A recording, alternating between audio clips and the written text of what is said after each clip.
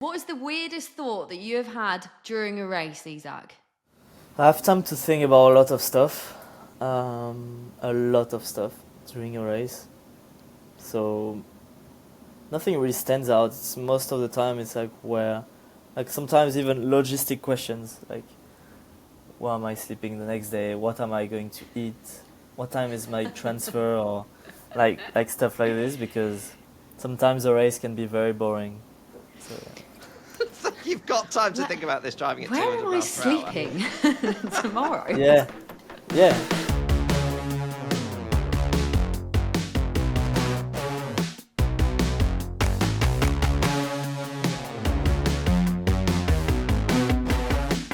Hello, everybody. Welcome back to the Fast and the Curious. This is the Formula One podcast that previews and debriefs the Grand Prix and speaks to some of the biggest names in the sport. It's me and Christian Hugill with you today for a big old Azerbaijan Grand Prix preview. But more importantly, everybody, we've got a driver with us today. How exciting, Christian. I love it when we have drivers on. I love it even more when it's fresh meat, when it's new blood, when it's a new one.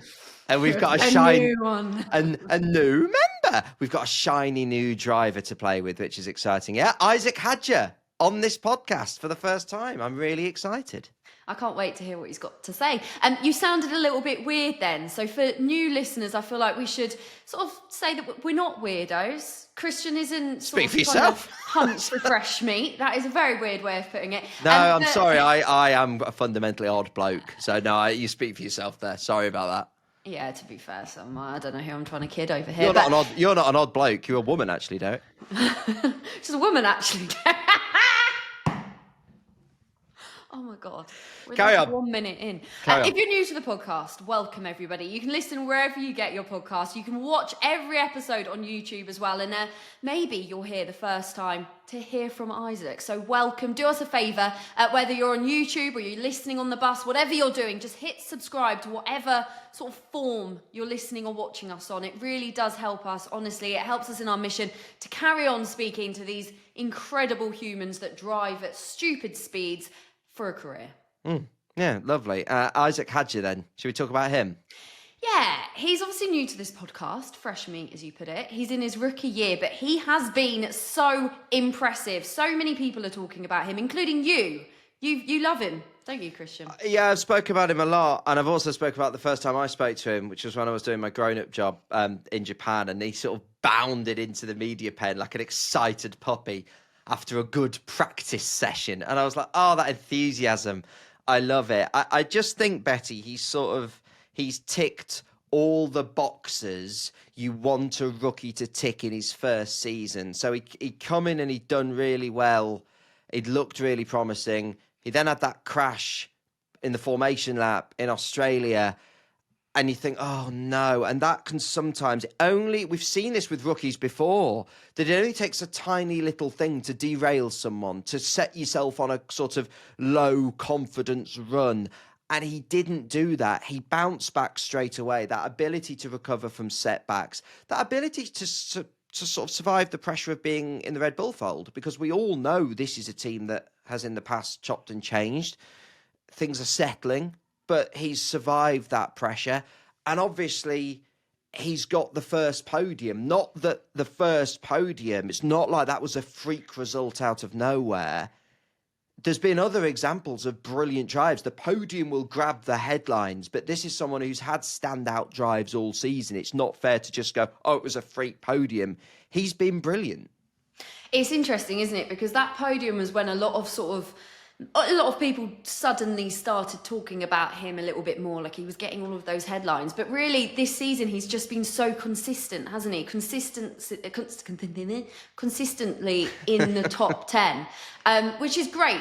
Did you expect him to do this well? Because I know you did watch him a little bit in F3 and F2. Yeah, I was... All right, no, I actually think he's gone beyond my expectations. Just to pick up on what you said there about the consistency, you can look at other results. I mean, over the Monaco weekend, he was fantastic. And he finished the race sixth there. And that is such a test of drivers. How many rookies back in Formula One history have we seen, if they're going to make their mistake, they do it at Monaco? Isack was fantastic. Did I expect him to do this well? No, I don't think I did. I expected him to do well. I didn't think there'd be a problem with him this season. But I don't think I'd expected him to be this stand out. And I think if you look back at his F3 and F2 records, I saw him a lot in F3 and F2. I was just impressed. He was one of those that every time he turned on an F2 race, it felt like he was there or thereabouts.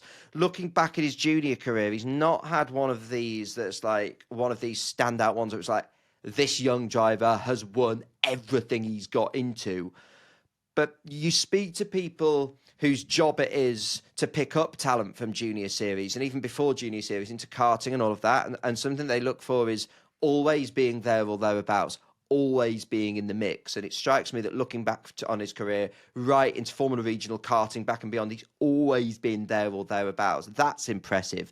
And he's just coped with every step up in his career. And the biggest step ups, all right, stepping up from Formula Regional to Formula 3, from karting to Formula Regional, Formula 3 to Formula 2, they're all big steps, but nothing is as big a step as going from F2 to Formula 1. And other than, I say, there was that one little wobble in Australia, which has almost made himself even more impressive by the way he's bounced back from that. He's just been so smooth in the step-ups, and that's the sign of a real good driver and a real special talent. I've been doing a lot of reading in this little break, and a lot of people are saying that he is the real deal, which isn't something that is said about a lot of rookie drivers that come through, handfuls. Do you think he's the real deal, Christian? Oh, I do. I'd be staggered if this is a guy who's not going to be in F1 for a long time to come. There are certain rookie drivers who it is just like they're not rookies anymore. It doesn't feel like Hadjar's a rookie. It doesn't feel like he's still learning his craft. He just feels like he's there. He's an F1 driver now. So I'd be staggered if he isn't in this sport for a long time to come. And for that, he is a real deal. And then you sort of grade these drivers, don't you? You've got the ones that's like, well, are they going to be in the sport for a long time to come? Undoubtedly. And then what's he capable of? Well, if he's outperforming the car in the way he is this year with drives like sixth in Monaco with the podium, then you think, well, there's no reason he can't fight for race wins. Absolutely no reason he can't fight for race wins. I think he's got a very, very bright future. I think he's someone we could be talking about for a long time to come. And I don't know. It's different scenario because McLaren in Oscar's first season weren't that competitive. But Oscar's solid pace, the maturity, the different personalities, the teams are at different points. There are similarities there, though, between Isack's first year and Oscar's first year. And Oscar's proved himself to be every bit capable of A, winning races and B, challenging for a championship. So why not with Isack? Yeah, I think it's really exciting. You talk about grading him. What are you giving his rookie years so far? Oh, A-star? Yeah. He's as I say, there's almost, I could sit here and go, I'm looking for this, I'm looking for that. He ticks all those boxes. There's not really a lot more I can say about what you're looking for a rookie in their first seat in Formula 1. Sheer speed, maturity, ability to cope with the pressure, stacks up well against his teammates, both Yuki and Liam, obviously before Yuki was promoted.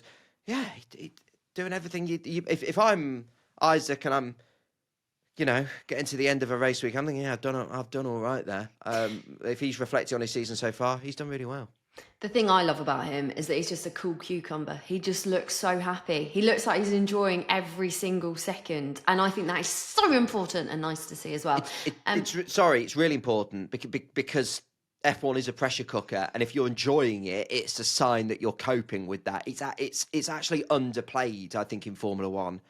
And he also looks like he's enjoying himself. And I don't think we've spoken about this off air. We've got to ask him. We've got to ask him about the videos that the RB team, the Racing Bulls team, are doing. The memes, the social media stuff. Oh, it genuinely might be my favourite thing to have ever happened in Formula 1 history, these videos, because they're like a team that have decided, let's make our drivers do a lot of niche 90s British references like X Factor videos on these Instagram reels and stuff. And Liam and Isaac's acting, it's sensational. I'm absolutely enjoying it. We must ask him about this. It's my favourite thing to happen in Formula 1 ever. Possibly my favourite thing to happen in my life, actually. Sad life, Derek. Well, We've bigged him up enough. Let's say bonjour to Isack Hadjar.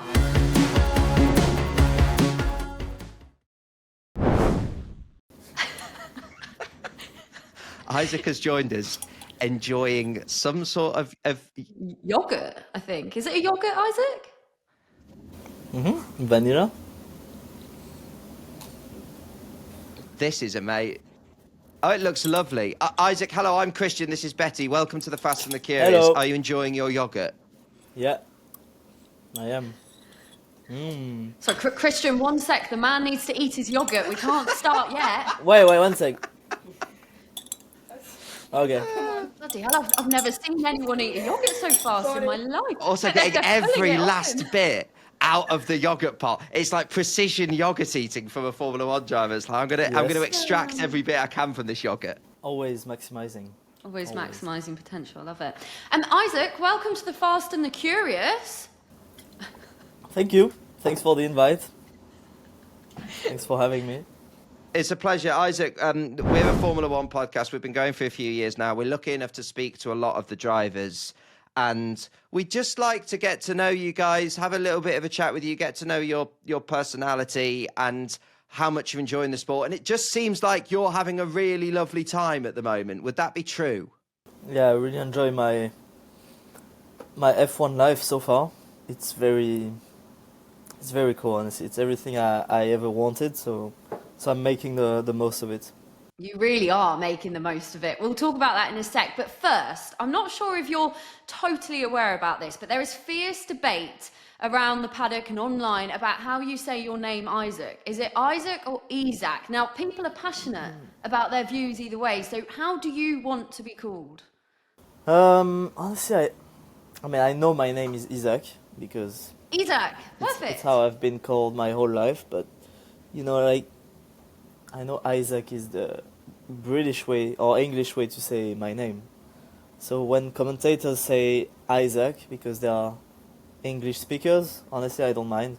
No, we'll call you Isack from now on. This often happens, that people have really fierce opinions on it, and then you ask the person themselves and they go, I don't really mind either way. But we've established Isack. The second one is Hadjar or Hadjar. Again, you can clear this up for us, Isack. Hadjar. Hadjar, perfect. There you go. We can, whenever this is a debate now, Isack, we can put this out and we can hear from the man himself that this has cleared this up once and for all. So thank you. We hope that will settle the internet world of Formula One. Yeah, Isack Hadjar. Perfect. Isack, you have had a ridiculously good year so far. Your first season in Formula One. You've had a podium. You're consistently in the top 10. You look like you're having the best time ever. But one thing that we did want to talk to you about is that you've also become the first Arabic Formula One driver. And I know you've spoken a little bit about it before, but I just want to know, like, how does that make you feel? You must feel so proud. Yeah, it's I mean, it's huge to be the first ever, and I really feel like such a big support, as well as alongside the French people.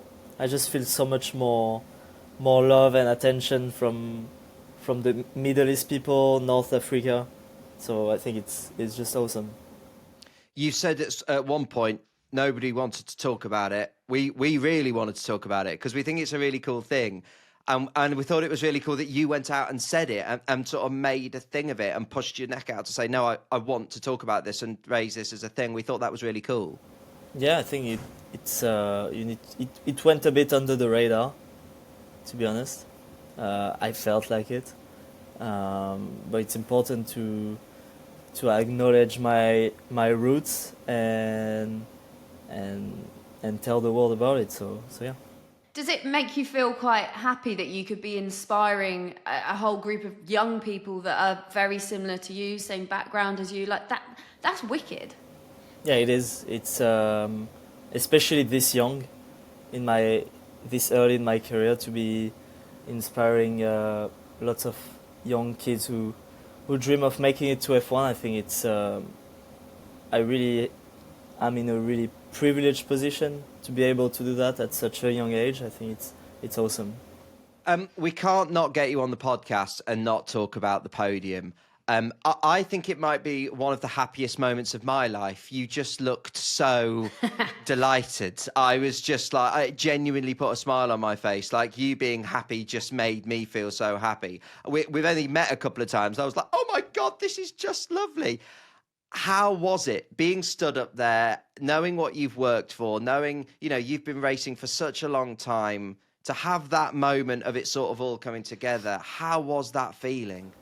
Yeah, it was quite unreal that day. I remember. Now it's all gone. But yeah, on that Sunday it was everything aligned pretty much, and it was definitely my strongest drive, and the car was at its best, so everything clicked really. And yeah, I didn't expect to have this podium coming so early in my F1 career, especially being in like midfield team fighting for points every race is very precious. So to be on the podium this early and doing it the way we did it, we didn't benefit from chaos ahead, and it was really nearly on merit. So yeah, it was sick.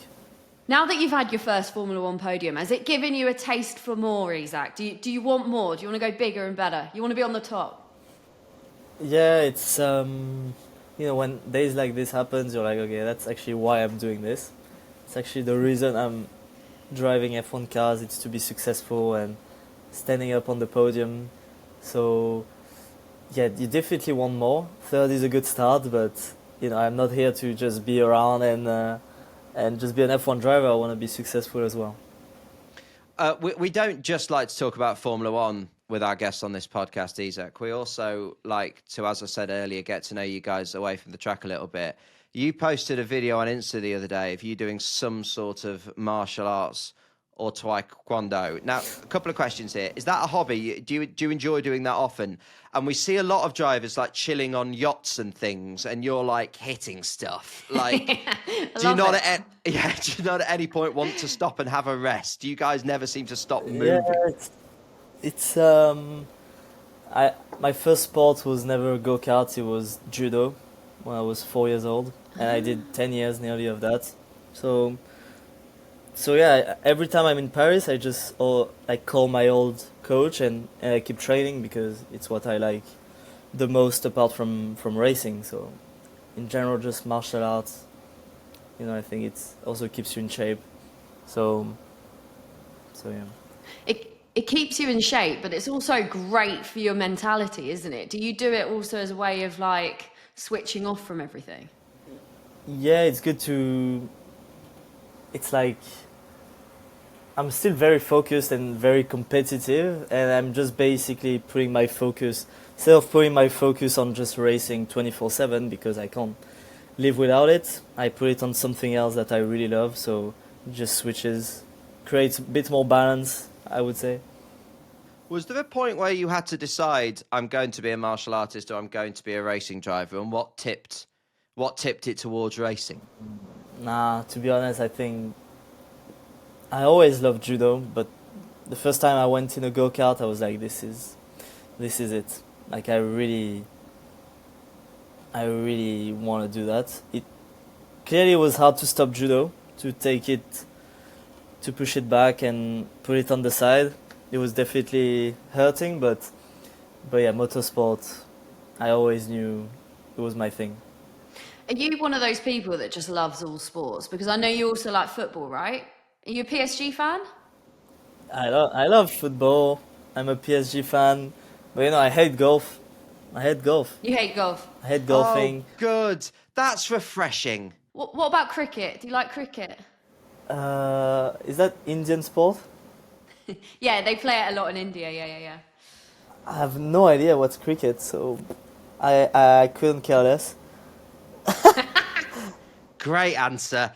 It's just refreshing because I feel like all the drivers want to talk about golf. Whenever you speak to the likes of Lando, they want to talk about golf. I think you might be the only Formula One driver in history not to like golf. It's brilliant. Yeah, maybe. Maybe I'm the first one who doesn't like golf. I don't know. So that's refreshing, I bet. Talk to us a little bit about football. I'm not following PSG too closely. Are they still winning absolutely everything? I'm a Leicester City fan. Isack, so I don't have to follow the Champions League quite as closely, unfortunately. You had a big win in the Champions League yesterday. Yeah, 4-0. Mm-hmm. Yeah, that was. I mean, to be fair, like Liverpool have a very strong team, Barcelona as well. Like this is gonna be. I feel like it's gonna be maybe harder than last season, but I think we got it. Yeah, I think you probably do have it. I think you've got it in the bag, to be honest. PSG are insane. I watched them during the Club World Cup this summer, though, and you didn't win that, so that's a shame. We won't talk about that. Rub it in, Betty. Nah, but we were tired. We were very tired. Doesn't count. Yeah. Doesn't count. Fair play. I think a lot of football fans will say Club World Cup doesn't count. What else do you do away from F1? So I've read that you can obviously speak French, that's your native language, English, but you can also, you're pretty decent Italian. Is that right? No. I can understand Italian pretty well. I can order food, I can find my way, but that's it. It's No, really that not counts. You can have that. That counts.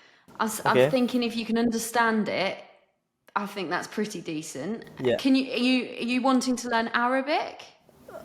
good. I gave up on that because I couldn't learn it as a kid, so now it's too late. I mean, that's fair enough. You've got a lot on. You're quite busy. I think that's A understandable. bit. I'm slightly busy right now. Something that fascinates me as well, away from the track, Isack, is manga and anime. Again, we've said you might be the only F1 driver that doesn't like golf. Are you the only F1 driver who's into this? Because this has always fascinated me as someone that's like, I like a lot of like Nintendo and Japanese animation there. This is not, it's a different thing. It's not a million miles away. What is it about that world that fascinates you? Well, how did you fall in love with that? I love this. I just grew up watching anime, and it was on every time I was going back to school. There was Dragon Ball on TV, and I was watching.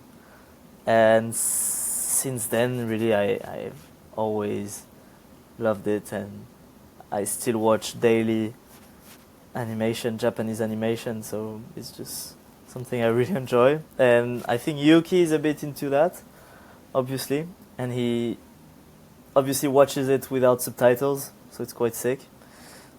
but yeah, that's it. I was wondering, does anyone else on the grid like anime? Do you talk about it with any of the other drivers? Yeah, Yuki does. Yuki does a bit, but not as much as I do. But he's a bit into that, obviously. But I expected better from him, to be fair. Expected better from him. Yeah, he needs to be more into it. Who would you say your best mate is on the grid? Definitely, I think Pierre and Yuki. I think it's quite straightforward. Yeah. Isack, our listeners and viewers were very excited about you coming on. We had loads of questions. We're running short of time, but I want to put a couple to you. This one is from Linz and Phoebes, and it's the question I was really keen to ask you. I think my favourite thing to ever happen in Formula One is RB's social media. I don't know what you think about them, but they make the Insta Reels, the TikToks, they make us laugh so much. So Linz and Phoebes ask, how do you feel about being the king of F1 TikTok? Talk to us about this new life you've got as a TikToker and Instagram Reel star, because RB have just been smashing this. Yeah, it's definitely not an achievement I wanted to. It's not what I came for in Formula One, but at least as long as I'm successful, honestly, it's all that matters. So I'm happy. Oh, It's an added bonus. Yeah, and you are successful. They're brilliant. I think, like, I'm a lot older than you, Isack. I'm 34. So the fact that you're doing very, like, niche things from the British version of X Factor from 10 years ago, it just makes me very happy. But some of these, you must have no idea what you're being asked to say. What's that like? I have, like, sometimes it's honestly I'm just trusting my guys, behind the camera because I have no clue. I have no clue what I'm doing. So yeah, it's honestly it's not. It's quite funny at times, but sometimes like, what the hell is going on, guys? Like sometimes I'm refusing to do stuff because it's too. Just doesn't sound right. Oh, please don't refuse because it's funny. Trust us, it's working. Our listeners love it. And I actually think with you and Liam, the way you bounce off each other like this, I think there's a spin-off career here. I think you two could be hosting like TV game shows together and that sort of thing. I think 100%. there's an entertainment double act being born here. Mara, just one more listener question before you have to go. Mara says, what is the weirdest thought that you have had during a race, Isack? I have time to think about a lot of stuff. During a race. So nothing really stands out. Most of the time it's like sometimes even logistic questions, like where am I sleeping the next day? What am I going to eat? What time is my transfer? Or like stuff like this, because sometimes a race can be very boring. So, yeah. You've got time to think about this driving at 200 Where am I miles per hour. sleeping tomorrow? Yeah. What am I having for dinner? Yeah, literally. Isack, you've got to go. We've been battling against some technical gremlins in this interview, but still, we've really enjoyed talking to you, and hopefully we'll get a chance to chat again when maybe we're either in the same room or the world's internet is maybe a bit more in our favour. So, Isack, thank you for coming on and talking to us, and best of luck in Baku this weekend. Thank you, guys. Thanks for having me. Thanks, Isack. Enjoy more of the food that you're going to eat later. Yogurt, maybe another one. Thank you. We're into the final chunk of the season. There is still lots to play for though, up and down the grid. Don't get too carried away. And there's also still time for you to come and see some of the action in person as well. Yeah, if you're keen to soak up some F1 in the flesh before the end of the year, our friends, the adorable, wonderful, lovely people at Gullivers Travel have got you covered. If you missed us talking about them before, they are brilliant. They just sort out everything you need them to sort out for going to a Grand Prix, from buying the tickets, getting to the circuit. They sort out all the boring faff to make sure you can focus on the racing. And as someone who hates admin and is not very good at it and frequently gets lost, I spend most of my time away getting lost. I honestly could not recommend Gullivers more, because without people telling me where to go, I'd end up in the wrong country, let alone at the wrong circuit. It's been really nice to see people actually taking this as an idea and at least exploring it, and loads of people have actually gone and done these trips as well. So I'm sure there'll be other fast and curious listeners and viewers that you can talk to and go, was it good for you? Was it worth doing? So I'm sure you can do your own research with that. The final race of the season might feel like it's ages away, but it's not that far away. Abu Dhabi will creep up on us, and loads of people will be trying to get there. So it's a perfect time for you to get organised and sort out your faff-free F1 weekend. Gullivers have plenty of different, Greg, funny word here coming up, which you usually struggle with. Gullivers have plenty of different packages on offer. Yes. Anything you'd like to say there, Greg, about the word package? No, I just think that's completely normal and fine. I don't know why that's funny at all. Interesting. You've got your 4 night stays in Dubai, Abu Dhabi, or Yas Island. Now that is funny. That is funny. Including breakfast, which I think is arguably more important than the racing. I need to know I've got a good breakfast waiting for me when I get up. Plus your race tickets, flights, airport transfers, and there'll be Gulliver's tour guides with you every step of the way, who quite often wear Gulliver's branded bags, I've seen, so you can see where they are, and I think that's helpful in itself. And if you're already thinking about next season, maybe you're planning on heading to your first Grand Prix, or you want to go back to your favourite circuit, guess who have already got plans for sale for 2026? Of course, it's Gullivers. So head to gulliverstravel.co.uk and they will help you every step of the way. And if you can't be bothered to type that out, then it's all right, guys, because we've got a link in the description of this episode or over on our old Instagram page. Welcome back to the Fast and the Curious. That was right. We now know this. The surname. Can't get this wrong now, can we? The surname's going to test my French accent, but Isack Hadjar is basically what Isack we're good with. The way he says Hadjar, I'm not sure is possible for me to say with my East Midlands UK accent rather than his lovely French accent. But still, Isack Hadjar. Regardless, Betty, first time you've spoken to him, isn't it? We, as we mentioned, we did have a couple of technical gremlins there, so it was a bit, forgive us, it was a bit up and down. But Betty, Short and sweet, I'd say. Yeah, sure. What did you think of him, having spoken to him for the first time, Betty Glover?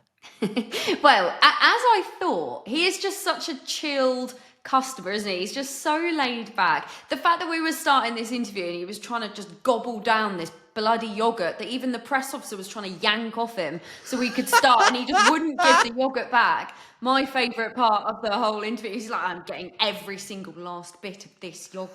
It's iconic. But he's just so good. I think the reason why he's doing so well in his rookie season is because he is just so laid back and chilled out. I think that helps, clearly. He's just such a cool customer. I really liked him. And I really liked some of the stuff that he said about like inspiring, younger children that are watching. He clearly is very proud of the fact that he's the first Arabic Formula One driver. I mean, that is really cool, making history as well. And I'm just so pleased that he's having a good season. What did you make of him? No, I think that's a really good point, because actually speaking up on social stuff like that, not all drivers do, especially around issues of race and identity.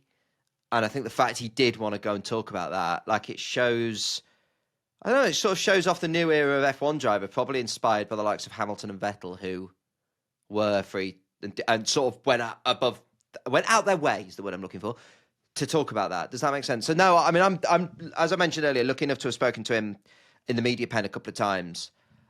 It's just lovely. It's not brilliant analysis for me. It's not sporting analysis. It just comes across as a lovely, nice man, which I really like. It's very lovely in top-level sport to see someone who's just lovely, having a nice time.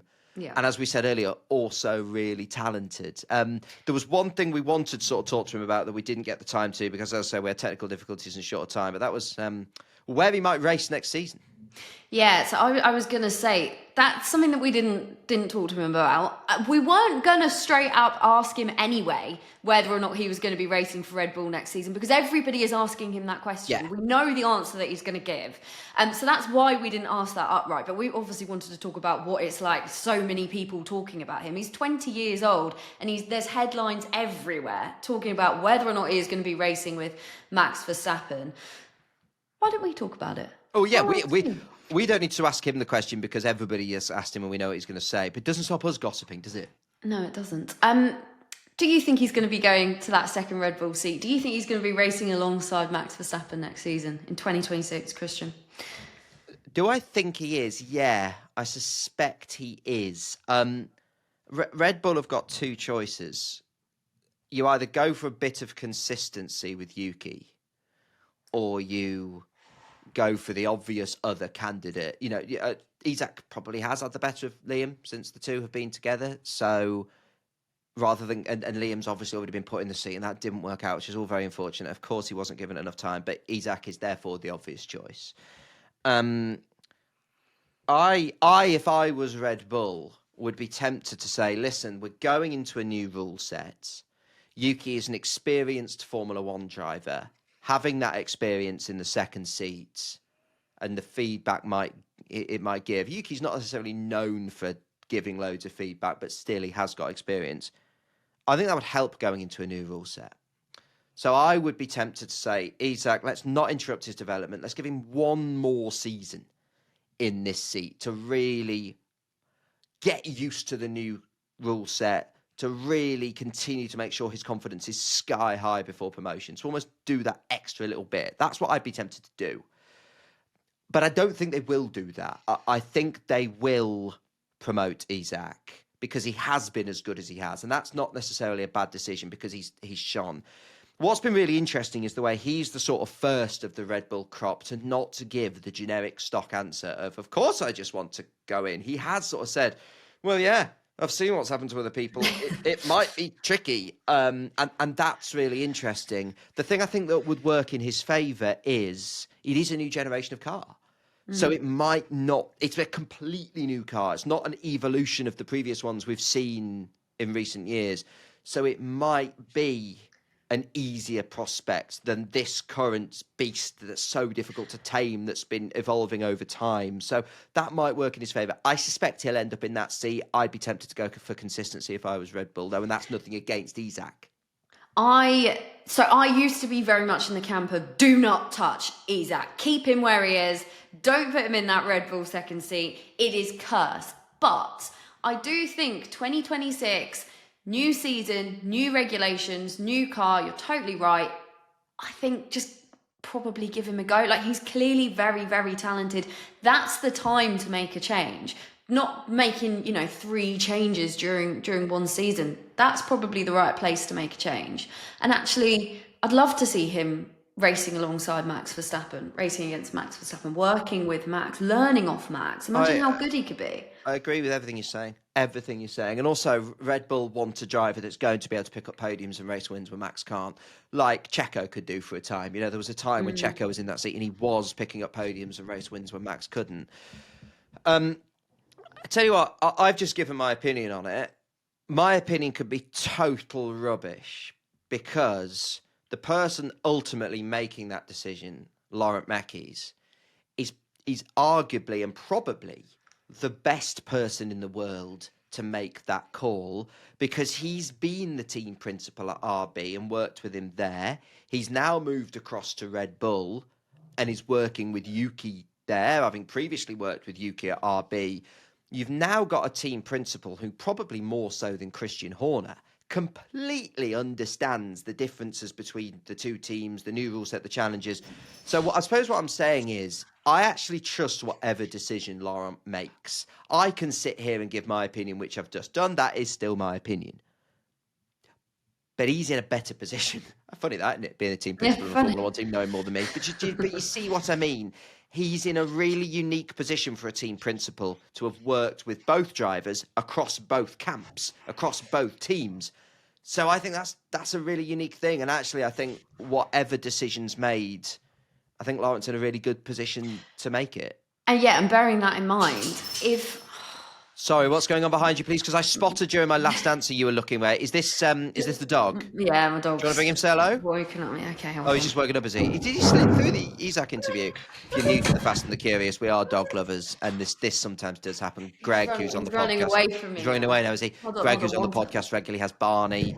Betty has McGinn, named after the former Aston Villa soccer and football player, John McGinn. I've got my mum and dad's dog, Teddy. Here's McGinn. Here he is. Oh, he can sit there. That's fine. There he is. If you're watching on YouTube, McGinn's here. He's a good boy. Look, sat there. What were you saying before McGinn woke up? I was saying that actually might work in Hadjar's favour because going to the Red Bull team with a team principal that he's worked with a lot, knows really well, he knows Isack well, that might just make the whole settling in process a lot different to what we've seen. Maybe next season this Red Bull team isn't going to be like what we've experienced over the last however many years. Yeah, I mean, I could have this completely wrong, but it feels, from when I've been in the paddock and from the outside looking in, that Red Bull have sort of evolved in their position of, well, we'd go racing with just Max if we could, which was, I think, something Christian Horner almost said at one point, to, no, we need to get this second car situation sorted. It feels like since the change in team principal, it's taken a step forward in priority, shall we say, for Red Bull. And that's why that's why I just trust Laurent to make this decision. It also feels like they've made some progress this season since the new team principals come in of making the car more drivable. So it does feel like the change in team principal for that whole setup has helped, and that's why I trust them. So yeah. Anyway, lovely to speak to Isack. We're really grateful to Racing Bulls for allowing him to come on. We hopefully we'll get him back on and we can have a bit more of a free flowing chat when we're in the same room or we're not relying on internet. Because trust me, from bitter personal experience, being at a Formula One race does not guarantee good internet. That's just one of those things, isn't it? Let's move on then and talk about the Azerbaijan Grand Prix. 8 races left, Christian. We're near the end. This is crunch time. This is when it gets interesting, including Azerbaijan, 8 races left. It's one of the most beautiful races, in my opinion. I absolutely love watching it because it's like watching a historical artefact. Do you know what I mean? Yes, like doing a podcast with me. Yeah, he's like doing a podcast with you. Granddad over there. Lovely. Isn't it though? Isn't it so cool? It's beautiful. Yeah, it's nice seeing the cars go through the castle, or go past the castle. Don't go through it. That would be fun. Yeah, although it hasn't really thrown up classic racing in recent seasons. It's not. You get what we know as DRS trains because there's a big, long straight. There's not a massive difference in the way the tyres wear from car to car to team to team. And for that reason, overtaking's become quite difficult. So if what we mean by DRS trains for those newer to Formula One is one car's got some free air at the front, a load of them each behind have all got DRS, and they're getting DRS on each other, but the one at the front hasn't quite got enough advantage from the DRS to overtake. All the ones behind have all got equal DRS, so you end up in just a bit of a train, and we get that a lot at Baku. That said, in previous years, we've had absolute chaos. It's a bit Monaco-like in that it's a street circuit and the walls are close, so there's been safety cars. It sort of has felt like to me in recent years that if we're going to have a good Azerbaijan Grand Prix, some drivers need to make mistakes. So it is possible to overtake, down into turn one in particular. There are overtaking opportunities, but we might not get a classic. Equally, we might have chaos and an absolute classic. So let's find out, shall we? Well, I've just gone on the old weather app and it says it's going to be raining Friday, Saturday, Sunday. And then Monday onwards, it's like 25 degrees pure sunshine. So it looks like wet Baku. I can't remember a wet Azerbaijan Grand Prix. I'm now Googling this. Although chance of precipitation 65% on Sunday. I don't. But I always pick me up in the comments because I've probably forgotten one. I can't remember ever seeing a wet Azerbaijan Grand Prix. Maybe that could be interesting. Yeah, maybe I'm wrong. A little bit of rain. So much of the chat, Christian, has obviously been about McLaren's Oscar Piastri and Lando Norris fighting at the top. 31 points separate those two now. But before we talk about those two, can we please talk about the fact that McLaren could win the championship, the Constructors' Championship, this weekend? It could happen. And I don't think a lot of people are banging on about that because everyone's distracted by their two drivers fighting it out. Everyone's distracted by their two drivers, so it's a really good opportunity to say they're going to win the Constructors' Championship. It doesn't matter what happens this weekend, it'll happen at some point. And they're going to win the Constructors' Championship because they've been by far the best team this season. They've done by far the best job. So I'm very pleased to see that. We'll do a bit more of that when they do actually win. We're going to heap some praise on them and it's deserved, but we'll do it when they actually win, which is inevitable. If they do it this weekend, though, it'll be the earliest point in the season that's been won. Which is incredible. Just shows how dominant they've been this season. And also that they've done it with two cars, because the 2023 Red Bull was definitely in Max's hands a more dominant car, but they didn't win it this early. So because that was the point where Checo was struggling a little bit more. The fact that they've got two drivers up there consistently, the fact that they are giving them equal opportunity to go for the championship, it's all very impressive. And there was all the debate last time out about whether McLaren were right to switch the drivers in the way they did. Well, listen, I said it at the time, I still say it. It's the way they've gone racing. That might come back to hurt them in the future.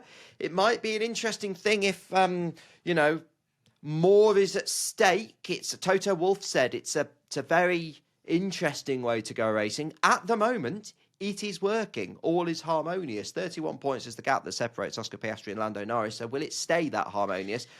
Well, I suspect it will. You were confident that Lando could still catch Oscar. Are you still banging that drum? Yeah, I am. Because 31 points with 25 points for a win and 8 races of a Formula One World Championship left. Yes, absolutely. Because it only takes a mechanical failure from Oscar, which Lando had. It only takes somebody clipping Oscar's somebody's front wing clipping Oscar's rear left into the first corner and Oscar getting a puncture. It only takes a spin. It only takes a bad qualifying one. Any of these things. It feels unlikely to me that if you look across the races this season, it feels unlikely to me that we're going to have 8 races where Lando is just better than Oscar and can claw the gap back that way. 100%. Because Oscar seems to be the best driver pace-wise on more than half the occasions between them. So if we're going on sheer... Yeah, Oscar's just been phenomenal, sensational. So if we're going to go on sheer... If it just comes down to racing, clean pace racing, it's Oscars. It's going to be Oscars.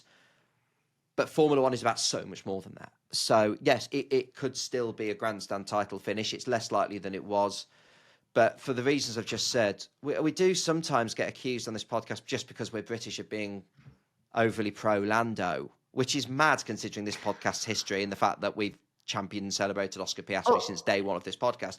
Oscar was my pick at the start of the season. I predicted him to win the whole thing, guys. I can't praise Oscar enough. He's been sensational. And as I say, looking at there's a reason he's ahead in the championship and was even before Lando's penalty, that it feels to me like Oscar has the edge across the season, and that's what it's looked like. Can we just quickly, before we start wrapping this up and we do predictions, talk about Mercedes and Toto Wolff and what he said about Kimi Antonelli? Because it's fair to say throughout the whole season, Toto Wolff has been so supportive and positive about Kimi Antonelli, but last time out, that slightly slipped a little bit, didn't it?